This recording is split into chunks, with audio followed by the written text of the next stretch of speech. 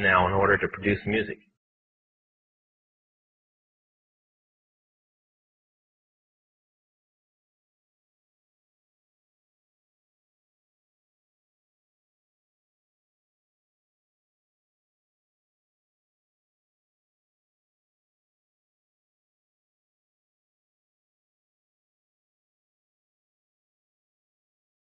After it's been recorded, it's taken in.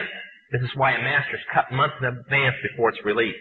On the full moon, it's taken in to a temple room about the size of this auditorium that is in every one of the major music companies, behind locked doors up in the executive offices. And it's placed on an altar sitting in the north of the room, and a pentagram engraved in the floor.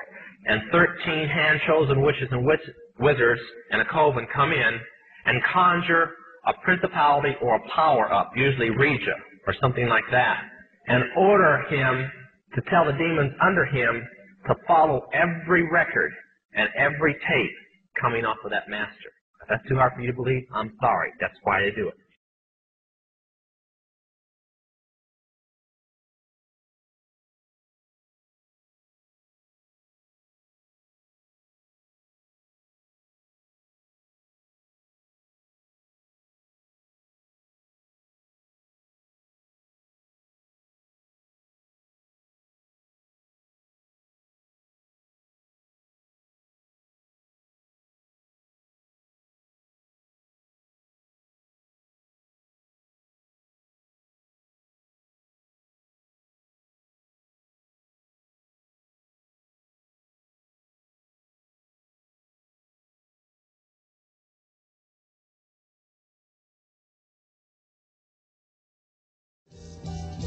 And more, much more than this, I did it my way.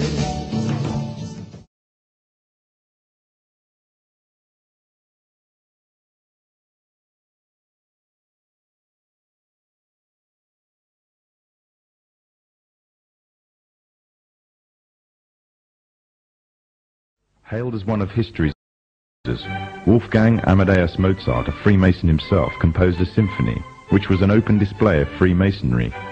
The symphony is based on a story taken from Egyptian mythology of Isis and Osiris.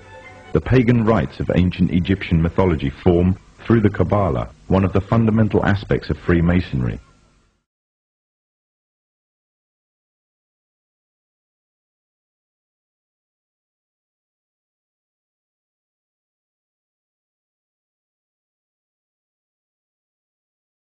It is hard to overestimate the impact that the Beatles had on the world at large, as youth by the millions were given a form of emotional shock treatment. They influenced everything that I've ever done. I even remember, growing up hearing Beatles songs, all their songs are timeless. They built the structure for rock and roll. Beatles actually were bringing everybody along with them on their voyage of their discovery. Beatles went out and took the world by storm. I grew up with them. They helped us grow up. They got me arrested 3 or 4 times. I think they did a lot for society. Those songs are in my memory banks for I think they're actually my genetic material. All-time favorite musical group? Beatles. Beatles.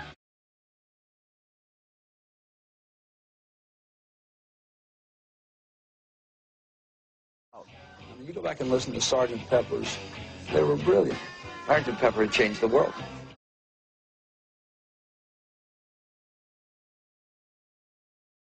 You notice that, again, there's an audience that is there. Ringo Starr made a statement about it. He said that they are people that they highly admired and respected. And up in the upper left-hand corner, you notice there's a bald-headed man. That man just so happens to be a guy named Aleister Crowley. The Beatles also placed a picture of occultist William Burroughs, who claimed to have become demon-possessed after killing his wife on the Sgt. Pepper's album. Also making the cast was the most popular starlet of the 1960s, Jane Mansfield. Mansfield was a high priestess in Anton LaVey's Church of Satan. Mansfield admitted to using her Satanism to both seduce and gain worldwide fame. The Beatles also placed a slew of Eastern gurus on the album. Incredibly, one of the people who was to be pictured on the album as part of the Beatles Club was none other than Adolf Hitler. Hitler was yanked presumably because he was considered too controversial to appear on the album. Hitler's picture can be seen on the sidelines just prior to the shooting of the album cover. It has been well documented that Nazism was rooted in the occultic teachings of Madame Blavatsky and others. Aleister Crowley claimed that Hitler was his disciple and was seeking to implement the teachings of the Book of the Law through his policies of the triumph of the will. And of course, as we have noted on the top left, we find the picture of none other than Aleister Crowley.